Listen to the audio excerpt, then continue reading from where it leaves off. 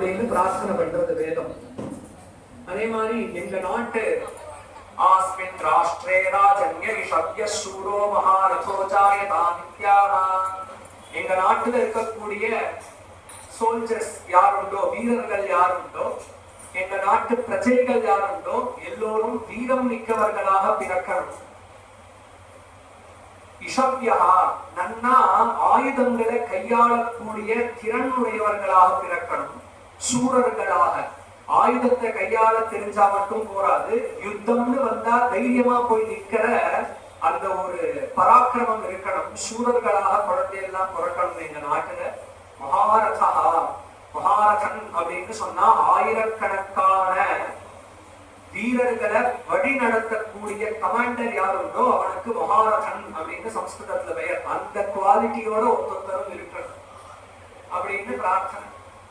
சூரோ மகாரதோ ஜாயதா லோக்தி தேனு, தாய் நம்மளுடைய தாயார்ல இருந்து ஆரம்பிச்சு சின்ன பூனைக்குட்டி வரைக்கும் இருக்கக்கூடிய தாயார்கள், பெண்கள் யாருண்டோ, குழந்தைகளுக்கு பால் கொடுக்கக்கூடிய பெண்கள் யாருண்டோ எல்லாருக்கும் உடம்புல தெம்பு இருக்கணும். லோக்தி தேனு, அம்மா பசுமாடு நிறைய பால் கொடுக்கணும், பாலுடைய சமிருத்தி நல்லா இருக்கணும் எங்க நாட்டுல. ஓடான் அட்வான், காளை மாடு முதலிய மாடுகள் ஆண்கள் என்ன உண்டோ அவைகளுக்கெல்லாம் சுமக்கக்கூடிய திறன், உடம்புல தெம்பு நல்லா இருக்கணும். ஓடான் அட்வான் ஆசு சக்தி, குதிரைகள் எல்லாம் நல்லா ஓடக்கூடிய குதிரைகளா இருக்கணும் அப்படின்னு பிரார்த்தனை பண்றது. புரந்திரியோஷா, ரொம்ப ஆச்சரியமான பிரார்த்தனை. ஸ்ரீயாவா ஏதத் ரூபம் எப்பத்ரயா, நம்ம நாட்டு ஸ்திரீகள் எப்படி இருக்கணும் அப்படிங்கறத சொல்றது வேதம். வெளிநாட்டுல இருந்து எவ்வளவு பேர் நம்ம நாட்டை வந்து பாக்குறா. பார்க்கும் பொழுது அவ எல்லாருக்கும் மனசுல என்ன பதியணும் அப்படிங்கறத வேதம் சொல்றது. புரந்திர் யோஷா, யோஷா அப்படின்னு சொன்னா ஸ்திரீ அப்படின்னு அர்த்தம். ஸ்திரீகள் எப்படி இருக்கணும் அப்படின்னு கேட்டா புரந்தி, யாரெல்லாம் வந்து நம்ம நாட்டு பெண்மணி ஒருவரை ஒரு தடவை பார்த்துட்டா அப்படின்னு சொன்னா அவருடைய கேரக்டரை மறக்கவே முடியாம இருக்கணும். அவருடைய ஜீன்னு சொன்னா அறிவு, அவருடைய புத்தியில பதிஞ்சிடணும். இப்படி ஒரு பெண்கள் உண்டா, இப்படி ஒரு கட்டுப்பாடு இருக்கக்கூடிய பெண்கள் உண்டா. ஏன் பெண்கள் அப்படின்னு கேட்டா ஆண்களுடைய பெண்களுக்கு தான் சமூகத்துல பொறுப்புகள் அதிகம்.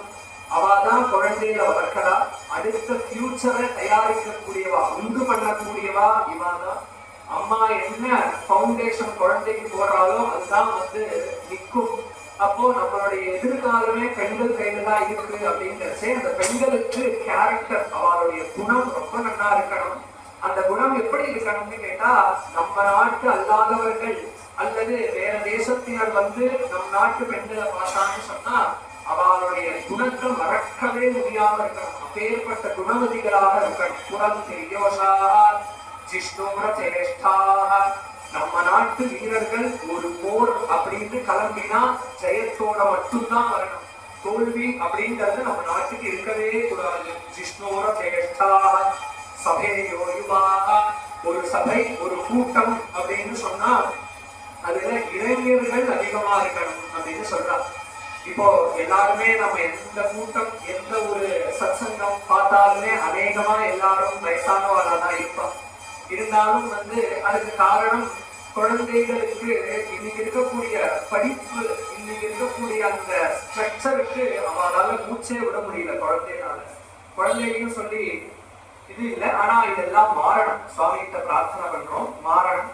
ஏன்னா நம்ம நாட்டு எஜுகேஷன் எப்படி இருந்தது ஆதி காலத்துலன்னு கேட்டா எதுவுமே வந்து சம்பாதிக்கிறதுக்காகவே கிடையாது, பண்புக்காக மட்டும்தான் படிப்பு இருந்தது. இன்னைக்கு எந்த படிப்பு எடுத்தாலும் அது வந்து ஏர்ன் பண்றதுக்காக மட்டும்தானே இன்னைக்கு இருக்கு படிப்பினுடைய நோக்கம். ஆனா நம்ம நாட்டு ஆதி காலத்து படிப்புகள் எது எடுத்திருந்தாலுமே சம்பாத்தியம் அப்படிங்கிறது தானா அந்த படிப்புனால வரும். ஆனா படிப்பினுடைய மோட்டோ என்னவா இருக்கும்னு கேட்டா நல்ல குவாலிட்டிஸ், ஹியூமன் குவாலிட்டிஸ குழந்தைகளுக்கு கொடுக்கறதுக்காகத்தான் படிப்பு. அந்த மாதிரி நம்ம நாட்டு குழந்தைகள் எல்லாருக்கும் அமைஞ்சு அந்த குழந்தைகளுக்கு எல்லாம் நாம அம்மாக்களா இருக்கக்கூடியவா, அப்பாக்களா இருக்கக்கூடியவா நாம எல்லாருமே குழந்தை இந்த காலத்து குழந்தைகள் வந்து நிறைய கேள்விகள் கேட்கலாம். இது எதனால, அது எதனால, இது ஏன் பண்ணணும், அது ஏன் பண்ணணும்னு. அப்படி பண்றச்சே அந்த குழந்தைகளை டிமோட்டிவேட் பண்ணாம, அந்த குழந்தைகளை வந்து கேள்விலாம் கேட்கக்கூடாது அப்படின்னு சொல்லாம, நாம தெரிஞ்சுட்டு அந்த குழந்தைகளுக்கு சொல்லணும். நம்மளால தெரிஞ்சுக்க முடியலன்னா தெரிஞ்சுட்ட வாழ்க்கை குழந்தைகளை வந்து கான்டாக்ட் பண்ணி விடணும். அந்த மாதிரி அந்த குழந்தைகளுக்கு அந்த ஒரு உற்சாகத்தை நாம குறைச்சிடாம அதை வளர்த்து விடணும். அது மூலியமா குழந்தை நிறைய விஷயங்கள் தெரிஞ்சுக்கணும். குழந்தைகள் சபைக்கு வரணும்.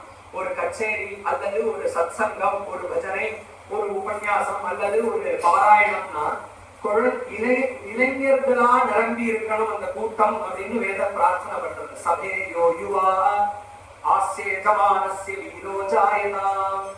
நம் நாட்டை ஆளக்கூடிய அரசனுக்கு நல்ல வீரன் பிறக்கணும் அப்படின்னு சொல்றார். இப்ப நம்ம ஆச்சரியமான நம்மளுடைய எல்லாருடைய சுகுட்டத்தினால இப்பேற்பட்ட ஒரு தலைவனை நாம அடைஞ்சிருக்கோம். இதே மாதிரி தலைவர்கள் நம்ம நாட்டுக்கு தொடரணும் அப்படின்னு அர்த்தம். தர்மாத்மாவானவர்களாக நம்ம நாட்டு அரசர்கள் அமையணும். நிகாமே நிகாமேன பர்ஜன்யோ வருஷத்தும். ஒரேடியா மழை பெய்ஞ்சாலும் நமக்கு கஷ்டம், மழையே இல்லாட்டாலும் கஷ்டம். வேதம் சொல்றது நிகாமே நிகாமே. நாங்க எப்பப்ப ஆசைப்படுறோமோ நாங்க ஆசைப்பட்ட உடனேயே மேகங்கள் சேரணும், மழை பெய்யணும். எங்களுக்கு தேவை முடிஞ்சதும் மழை நிக்கணும். இந்த மாதிரி எங்களுக்கு உபயோகமான மழை பெய்யணும். நிகாமே நிகாமேன பர்ஜன்யோ வருஷத்தும். அது மட்டும் இல்ல, பலின்யோ ந ஓஷதய பஞ்சந்தா. எங்க நாட்டுல ஒரு விதை கூட பயிராகல அப்படின்னு இருக்கக்கூடாது, எல்லாம் பயிர்க்கணும் அப்படின்னு சொல்றார். யோகக்ஷேமோன கல்பதாம். அதனால எங்க எல்லாருக்கும் இந்த மாதிரி ஒரு என்விரான்மெண்ட் எங்களுக்கு ஏற்படுறதுனால எங்க நாட்டு மக்களுக்கு யோகம் க்ஷேமம், யோகக்ஷேமம் அடையணும். யோகம் அப்படின்னு சொன்னா அப்ராப்தஸ்ய பிராப்தி. நமக்கு எது கிடைக்கணுமோ அதற்கு யோகம்னு பேரு. கிடைச்சதனுடைய நிலைத்தன்மைக்கு க்ஷேமம்னு பேரு. க்ஷேமமா இருக்கியா அப்படின்னு கேட்டா எல்லாரும் நிலைத்து இருக்கேடான்னு அர்த்தம். யோகம் அப்படின்னு சொன்னா நமக்கு சம்பாத்தியம், குணமோ படிப்போ எதுவா இருந்தாலும் எல்லாத்தினுடைய சம்பாத்தியத்திற்கும் யோகம். சம்பாதிச்ச பொருள் நிலைத்து இருக்கக்கூடியதற்கு க்ஷேமம்னு பேரு. இந்த யோக க்ஷேமம் நமக்கு கிடைக்கணும் அப்படின்னு ஆச்சரியமான பிரார்த்தனை. அப்பேற்பட்ட இந்த அஸ்வமேதம் எங்க பாராயணம் பண்ணப்படுறதோ, யாரெல்லாம் கேட்கிறாளோ, யாரெல்லாம் பாராயணம் பண்றவா அப்படின்னு சொல்லக்கூடிய நாங்களும் முதல்ல எங்களுக்காகவும் கேட்கறது. சோ நம்ம எல்லாரும் கேட்டுட்டு இருக்கோம் இந்த பாராயணத்தை. இந்த பாராயணத்தை கேட்கிறவாளுக்கு ஏஷவா அதிவ்யாதீனாம யஜ்ஞா. இந்த அஸ்வமேதத்துக்கு அதிவ்யாதீன்னு ஒரு பெயர் உண்டாம். என்ன அர்த்தம் அதற்கு அப்படின்னு கேட்டா, ஆஹவை தத்ர ராஜன்யோ திவ்யா, ஆஹவை தத்ர ராஜன்யோ திவ்யாதி ஜாயதே. இந்த அஸ்வமேதத்தை கேட்கிறவா எல்லோருக்கும் வியாதி நிவர்த்தி ஆகும் அப்படின்னு சொல்றார். ஏஷவை தீர்க்கோ நாம யஜ்ஞா. அஸ்வமேதத்துக்கு தீர்க்கம் அப்படின்னே ஒரு பெயர் உண்டாம். ஏன்னு கேட்டா, ஆஹவை தத்ர தீர்காயுஷோ ஹவை தத்ர மனுஷ்யா பவந்தி. இந்த அஸ்வமேத பாராயணம் பண்ணப்படுற இடத்துல இருக்கக்கூடிய எல்லா ஜனங்களும் தீர்காயுஷா இருப்பா அப்படின்னு சொல்றார். இந்த மாதிரி 1000 மகத்துவம், 3000 கணக்கான மந்திரங்கள். இந்த மந்திரங்கள் எல்லாத்துக்கும் அர்த்தம் சொல்லி மாளாது. இருந்தாலும் ஒரு 2 மந்திரத்துக்கு அர்த்தம் சொன்னோம். எல்லாரும் பரம பாக்கியமாக கருதணும். எந்த நிகழ்வு இதுக்கப்புறம் நடந்தாலும், நாம ரிசப்ஷன் வைக்கிறோம், நிறைய பொழுதுபோக்கு வச்சுக்கிறோம், இருந்தாலும் அதெல்லாம் வேண்டாம்னு சொல்லல. ஒரு என்டர்டைன்மெண்ட்ங்கிறது ஒரு சொசைட்டிக்கு தேவைப்படுறது.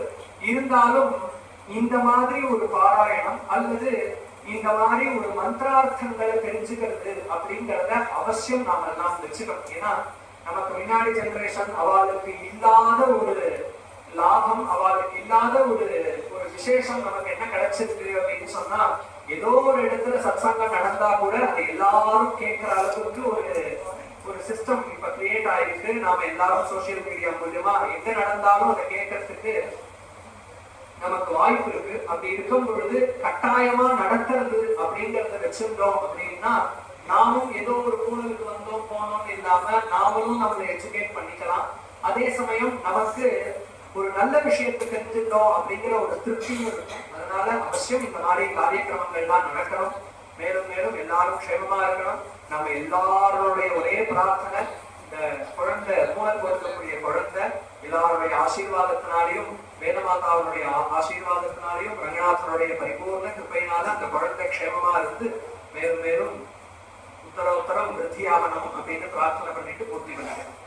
கோபிகா ஜீவன ஸ்மரணம் கோவிந்தா கோவிந்தா.